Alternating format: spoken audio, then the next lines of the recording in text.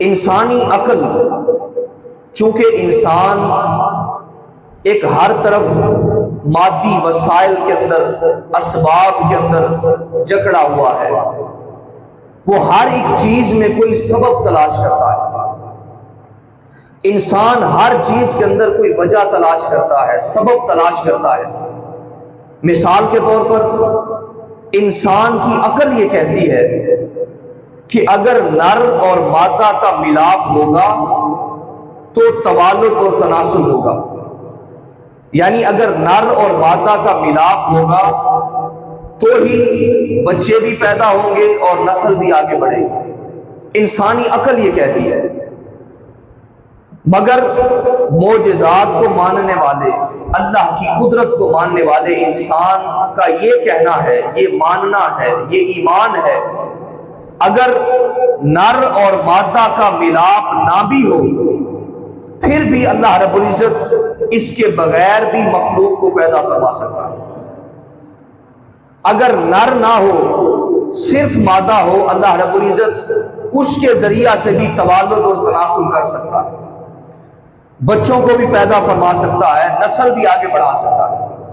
یہ معجزات کو ماننے والے انسان کا ایمان ہے کہ اللہ رب العزت اگر چاہے تو نر اور مادہ کا سرے سے وجود بھی نہ ہو پھر بھی اللہ رب العزت تخلیق کا عمل کر سکتا ہے، جیسے حضرت آدم علیہ السلام پر اللہ رب العزت نے بغیر ماں اور بغیر باپ کے تخلیق فرمایا۔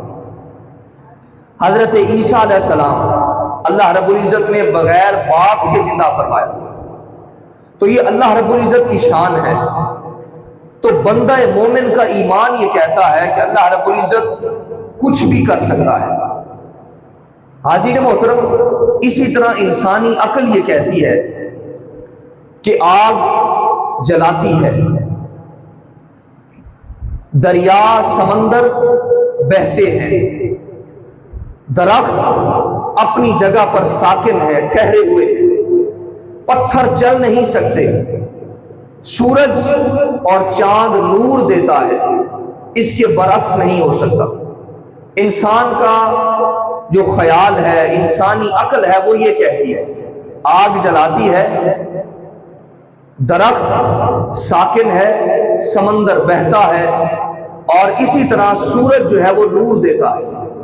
انسانی عقل یہ کہتی ہے کہ اس کے خلاف نہیں ہو سکتا، مگر بندہ مومن کا ایمان یہ کہتا ہے کہ ایسا ممکن ہے کہ آگ ہو مگر جلانے کے عمل کو ترک کر دے، آگ ہو مگر جلائے نہیں، ایسا ہو سکتا ہے۔ جیسے حضرت ابراہیم علیہ السلام جب آپ کو آگ کے اندر پھینکا جاتا ہے، آگ کی فطرت ہے جلا دینا، مگر اللہ رب العزت کی قدرت کیا ہے، اللہ رب العزت کی منشا کیا ہے، اس کی مرضی کیا ہے، اللہ رب العزت نے حضرت ابراہیم علیہ السلام کو اس آگ کے اندر جیسے ہی آپ آگ میں پہنچتے ہیں تو وہ آگ گلزار بن جاتی ہے، باغ کا نقشہ پیش کرتی ہے۔ تو انسانی عقل کہتی ہے کہ آگ ہے وہ جلاتی ہے، مگر بندہ مومن کا ایمان یہ کہتا ہے کہ ایسا ممکن ہے کہ آگ ہو مگر جلانے کے عمل کو چھوڑ دے، آگ ہو مگر گلزار بن جائے، ایسا ممکن ہے۔ اسی طرح انسانی عقل یہ کہتی ہے کہ درخت ایک جگہ پر ساکن ہے، ٹھہرا ہوا ہے، مگر بندہ مومن کا ایمان یہ کہتا ہے اگر اللہ رب العزت چاہے تو یہی درخت جو ایک جگہ پر ٹھہرا ہوا ہے، رکا ہوا ہے، ایک وقت آتا ہے اللہ رب العزت جب اس کو حکم فرماتا ہے تو یہی درخت جھک جھک کر تعظیم کر رہا ہوتا ہے، سلامی پیش کر رہا ہوتا ہے، ادب بجا لا رہا ہوتا ہے۔ حاضرین محترم، ایک غزوے کے موقع پر آقا کریم علیہ السلام ایک جگہ پر آرام فرما رہے ہیں، ایک صحابی حضور علیہ الصلوۃ والتسلیم کے پہرے دار مقرر ہیں، پہرا دے رہے ہیں، کوئی دشمن حملہ آور نہ ہو جائے۔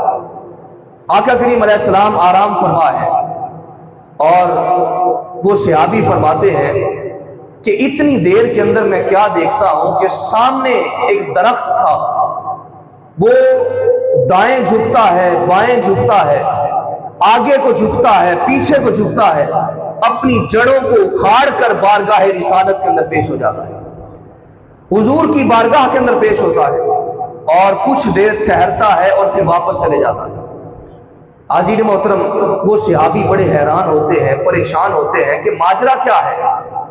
آقا کریم علیہ السلام بیدار ہوتے ہیں، حضور علیہ الصلوۃ والتسلیم کو اس بات سے آگاہ کیا جاتا ہے، یا رسول اللہ آپ آرام فرما تھے، ایک درخت دائیں جھکا، بائیں جھکا، آگے کو جھکا، پیچھے کو جھکا، اپنی جڑیں اکھاڑ کر آپ کی بارگاہ کے اندر پہنچا ہے، خلاف عادت، خلاف عقل اور خلاف توقع ایک عمل دیکھا ہے۔ حضور اس کی وضاحت فرما دیں۔ کائنات کے آقا صلی اللہ علیہ وآلہ وسلم نے ارشاد فرمایا کہ دیکھو میں یہاں پر آرام کر رہا تھا اور یہ جو درخت تھا اس نے اللہ رب العزت کے حضور عرض کی، مولا میں تیرے حبیب کو دیکھنا چاہتا تھا، تیرے حبیب کے جلووں کو دیکھنا چاہتا تھا، تیرے محبوب کی زیارت کرنا چاہتا تھا، مگر آج تیرا حبیب میرے پاس پہنچا ہے، میرے قریب آیا ہے، لہٰذا مجھے اجازت عطا فرما دے تیرے حبیب کی بارگاہ کے اندر سلام پیش کر کے آؤں۔ لہٰذا وہ درخت اپنی جڑوں کو اکھاڑ کر میری بارگاہ کے اندر سلام پیش کرنے کے لیے آیا تھا۔ تو انسانی عقل کہتی ہے کہ درخت ایک جگہ پر رکا ہوا ہے، ساکن ہے، مگر بندہ مومن کا ایمان کہتا ہے اگر اللہ رب العزت چاہے تو یہی درخت جھک جھک کر تعظیم بجا لاتا ہے۔ تو انسان بندہ مومن جو مسلمان ہے وہ ان مادی عناصر سے ہٹ کر ان سے بالا تر ایک ہستی کو مانتا ہے، وہ ہستی اللہ رب العزت کی ذات مبارکہ ہے۔ اللہ رب العزت نہ تو اسباب کا محتاج ہے اور نہ وہ خود کسی سبب کا محتاج ہے، نہ وہ کسی چیز کے اندر قید ہے، نہ محدود ہے۔ اللہ رب العزت ان مادی وسائل کا محتاج نہیں ہے۔ اس کا حکم دریاؤں پر چلتا ہے، اس کا حکم سمندروں پر چلتا ہے، اس کا حکم درندوں پرندوں چرندوں پر چلتا ہے، اس کا حکم انسانوں فرشتوں اور جنوں پر چلتا ہے، اس کا حکم ہر ایک چیز پر چلتا ہے۔ کوئی بھی چیز کائنات کے اندر ایسی نہیں ہے جس پر اللہ رب العزت کا حکم نہ چلتا، ہر ایک چیز اس کے حکم کے تابع ہے، اس کے ماتحت چل رہی ہے۔ حاضرین محترم، انسان یہ تقاضا کرتا ہے، یہ سوچتا ہے کہ مادی وسائل کے اندر اگر سبب ہوگا تو اس کا اثر اور نتیجہ ہوگا، مگر بندہ مومن کا ایمان کہتا ہے اللہ رب العزت جو کچھ چاہے وہ ان مادی وسائل سے ہٹ کر جو کچھ ارادہ فرما دے وہ سب کچھ ہو جایا کرتا ہے، وہ کسی چیز کا محتاج نہیں ہے۔ حاضرین محترم، اگر اللہ رب العزت چاہے تو حضرت عیسیٰ علیہ السلام کو یہ شان عطا فرما دیتا ہے کہ آپ مردوں کو زندہ کر دیتے ہیں۔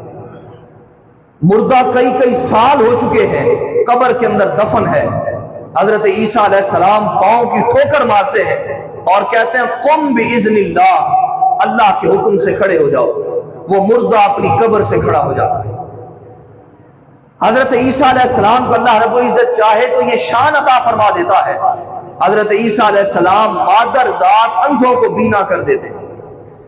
کوڑھی کا مرض جو لا علاج ہے، حضرت عیسیٰ علیہ السلام کوڑھی کے مریض کے بدن پر ہاتھ پھیرتے ہیں، اللہ رب العزت اس کی بیماری کو شفا کے اندر تبدیل فرما دیتا ہے۔ اگر اللہ رب العزت چاہے تو حضرت صالح علیہ السلام کی اونٹنی کو پہاڑ سے برآمد کر دیتا ہے۔ کیا کوئی ایسا شخص موجود ہے جو یہ کام کر سکتا ہو کہ پتھر سے پہاڑ سے اونٹنی کو برآمد کر دے؟ مگر اللہ رب العزت کا یہ کرم ہے، یہ اس کی طاقت ہے۔ اللہ رب العزت چاہے تو پہاڑ سے زندہ اونٹنی کو نکال دیتا ہے۔ اگر اللہ رب العزت چاہے تو حضرت عزیر علیہ السلام کی 100 سال اونٹنی جو مر چکی ہوتی ہے، فوت ہو چکی ہوتی ہے، اگر اللہ رب العزت چاہتا ہے تو اس کو 100 سال بعد دوبارہ زندہ فرما دیتا ہے۔ اگر اللہ رب العزت چاہے، اس کی قدرت یہاں تک کام کرتی ہے کہ بنی اسرائیل ایک طرف دریا ہے، سامنے دریا ہے، پیچھے فرعونی ہے، فرعونیوں کا لشکر ہے۔ اب بنی اسرائیل والے آگے بڑھتے ہیں مگر آگے دریا ہے، پانی ہے۔ بنی اسرائیل کے لیے اللہ رب العزت چاہے تو دریا کے اندر خشک راستے پیدا فرما دیتا، 12 راستے اللہ رب العزت اس دریا کے اندر خشک پیدا فرما دیتا۔ اگر اللہ رب العزت چاہے تو حضرت یوسف علیہ السلام کی قمیص سے حضرت یعقوب علیہ السلام کی بینائی کو واپس پلٹا دیا کرتا ہے۔ تو اللہ رب العزت کی قدرت کہ اس کا حکم ہر ایک چیز پر چلتا ہے۔ اللہ رب العزت کسی کا محتاج نہیں ہے، ساری کائنات اس کی محتاج ہے، ساری کائنات اس کی محتاج ہے۔ اللہ رب العزت نہ تو سبب کے اندر قید ہے، نہ اس کو اسباب کی ضرورت ہے۔ اللہ رب العزت نہ کسی کا محتاج ہے، نہ خود کسی چیز کے اندر قید ہے۔ اللہ رب العزت خود مسبب الاسباب ہے۔ حاضرین محترم، اب اللہ رب العزت پر ایمان رکھنے والا بندہ مومن مسلمان یقیناً وہ کبھی بھی معجزات کا انکار نہیں کر سکتا۔ معجزہ ایک نبی کے ہاتھ سے ظاہر ہوتا ہے، تو اللہ رب العزت کی قدرت کو ماننے والا شخص کبھی بھی معجزات کا انکار نہیں کر سکتا۔